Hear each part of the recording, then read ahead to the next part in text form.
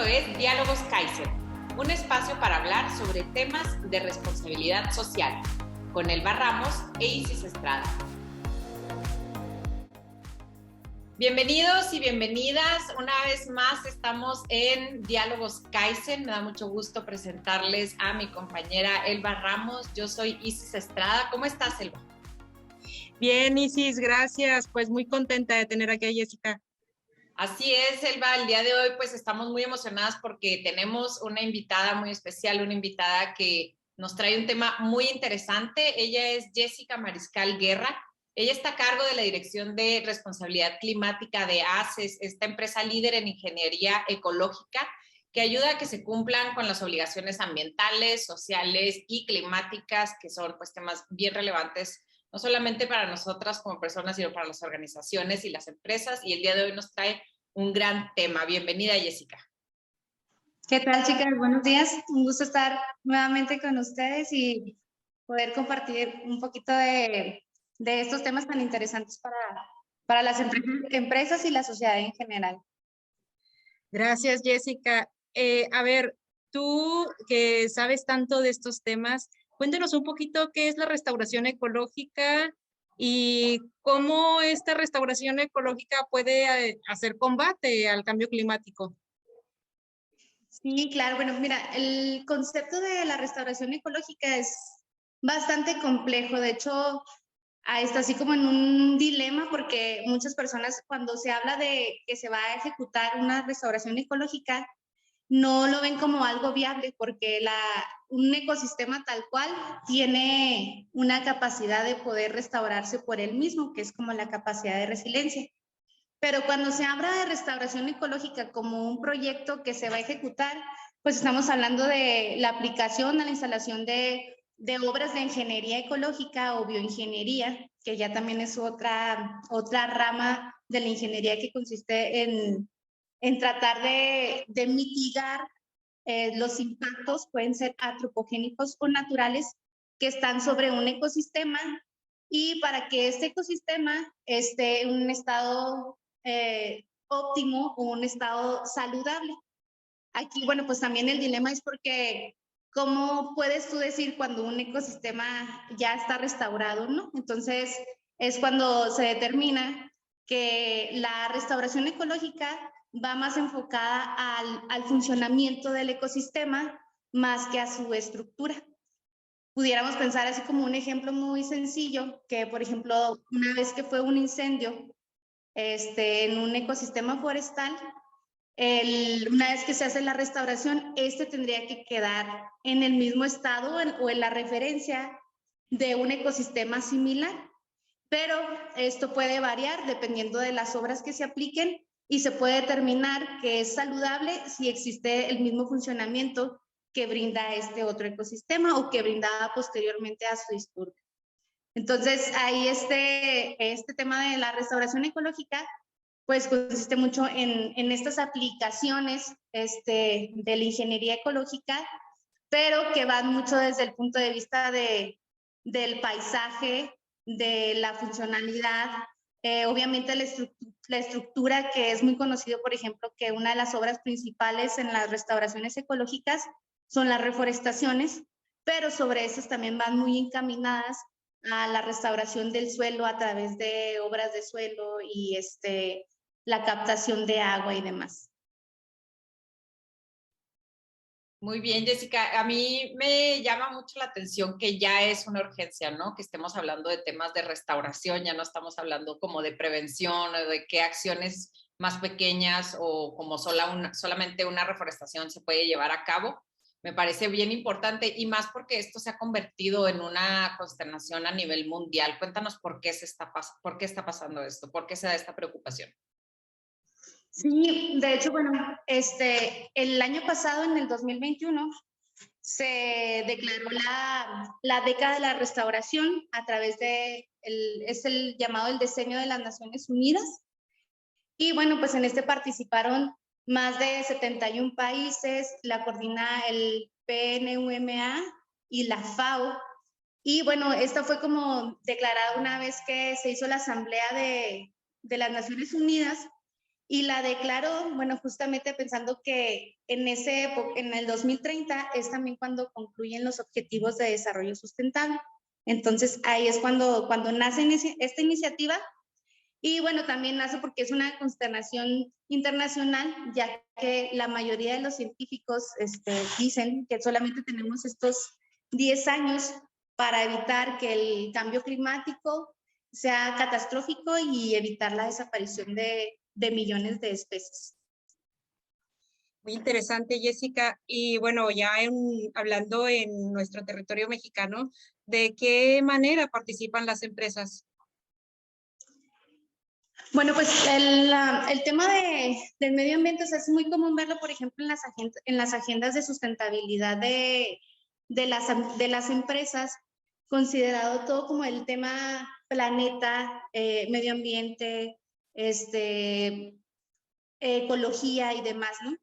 Y las empresas, bueno, pues ahorita están también muy encaminadas, y yo creo que es parte de una tendencia que está avanzando en cuestión de que las empresas ya empiezan a involucrarse en la restauración de los ecosistemas, pero sobre todo, bueno, pues muy encaminado a que sea algo emblemático. O sea, lo que más se ha visto es, por ejemplo, que se hace una reforestación en un sitio que fue degradado, en un sitio que es emblemático porque tiene cierto grado de conservación, o porque existe ahí una especie simbólica o emblemática, también valga la redundancia. Y entonces ahí las empresas, bueno, están trabajando ya con algunas organizaciones, pero este tema todavía, creo que en mi perspectiva en México, todavía no está muy encaminada a la restauración ecológica, a la parte de cambio climático, que finalmente, así es como el diseño de las Naciones Unidas lo marca, que mucho de esta restauración va a estar encaminada para evitar el cambio climático. Entonces, el hecho de que las empresas estén participando es muy importante porque, bueno, finalmente las metas de restauración son enormes. Estamos hablando de millones y millones de hectáreas que tendríamos que restaurar en el mundo para poder evitar estos efectos catastróficos. Y sobre todo, bueno, pues también darle un sentido en la cuestión del cambio climático a través de la captura de carbono. Y a todo esto, Jessica, ¿qué es el mercado de carbono? Bueno, lo escuchamos bastante, pero poco sabemos, Jessica. Sí, bueno, pues mira, el mercado de carbono creo que también aquí en México todavía no es muy conocido porque todavía estamos en la fase piloto de que se establezca ya de manera formal. Pero bueno, los mercados de carbono son utilizados por los países y por las empresas para reportar la reducción de emisiones de gases de efecto invernadero. Y bueno, esto lo hacen a través de la compra o la transacción de compensaciones, o también llamados más comúnmente bonos de carbono. Los bonos de carbono, bueno, pues se generan a través de diferentes formas. Muchos de ellos están encaminados a la parte de la reducción y otros están enfocados a la parte de captura, que son prácticamente las dos soluciones que existen para combatir el cambio climático. Entonces, por ejemplo, cuando hablamos de un bono de carbono de reducción, estamos hablando de un proyecto de energía renovable, en donde a través de la generación de energía renovable, pues está evitando que se generen más emisiones de efecto invernadero. Y cuando hablamos de un bono de carbono que va de captura, pues ahora sí estamos hablando de un proyecto forestal o ecológico que está orientado a una reforestación o una restauración ecológica en un ecosistema que va a incrementar la capacidad que el ecosistema tiene para capturar el carbono, y va desde el punto de vista de que lo podamos conservar, es decir, que evitemos que el ecosistema sea dañado para que no disminuya su capacidad de captura, o desde el otro punto de vista, que es como el incremento. Y bueno, pues el mercado de carbono, hay ahorita, por ejemplo, en México, como todavía no está establecido de manera formal, el que va a ser de manera obligatoria y que va a aplicar para algunos de los sectores, el que sí está establecido es el mercado voluntario, que ahora sí es como una de las acciones que muestran o que distinguen más a las empresas en este momento, que no están obligadas, o incluso si llegara a ser una empresa que no entra dentro de los sectores a los que este va a aplicar, que ya estén haciendo acciones al respecto. Y bueno, dentro de este mercado voluntario, todavía, bueno, hay muchos aspectos que dan cumplimiento, porque también el hecho de que en el mercado de los bonos de carbono certificados, bueno, pues también existe como mucha controversia en el tema de todo el proceso de gestión, tramitología y costos que implica hacer una certificación, mientras que en el mercado voluntario es el cumplimiento de principios tan apegados a los de certificación, pero sin estar tan burocratizados, perdón. Gracias, Jessica. Qué importante que pertenezcan, ¿no? A tener esa voluntad. Y justo en ese sentido, pues sí existen algunas empresas que tal vez están buscando ya, ¿no? Asumir esta responsabilidad climática. ¿Cuál podrías decirnos tú que es la recomendación justo para estas empresas e incluso para aquellas que tal vez no asumen aún esta responsabilidad, pero están encaminadas a ella?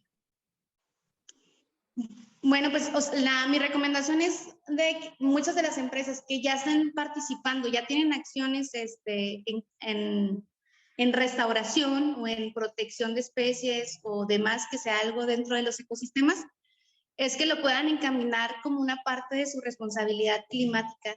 Es decir, que se pueda ver realmente, medir cuál es la captura de carbono que ellos están fomentando con sus acciones. Eso sería como que en una primera parte de darle también ese sentido, porque finalmente estas acciones pues son multipropósito, ¿no? Y bueno, el otro aspecto, bueno, es que ahora sí que despertemos ante la urgencia de este cambio climático, de reducir las emisiones, de contribuir con las metas nacionales, de no esperarnos a que el mercado sea obligatorio y que aplique, porque va a ser un problema pues demasiado grande, creo que para las empresas, el hecho de que tienen que fijarse en metas anuales, de que el hecho de que no las cumplan van a tener que adquirir estos bonos, el hecho del cómo se va a desatar todo este mercado que implica el hecho de que el incremento de costos y demás, y que empiecen desde este momento a través de las acciones que ya se están haciendo por muchísimas empresas en el mercado voluntario, y bueno, que le pierdan el miedo a este mercado voluntario y que se fijen un poquito bien, o sea, que cumplan con los principios básicos, que es la parte de la no adicionalidad, la transparencia, la contabilización de las emisiones y la no duplicidad. O sea, son principios, creo yo, bastante sencillos y que cumplen con un bono de carbón certificado.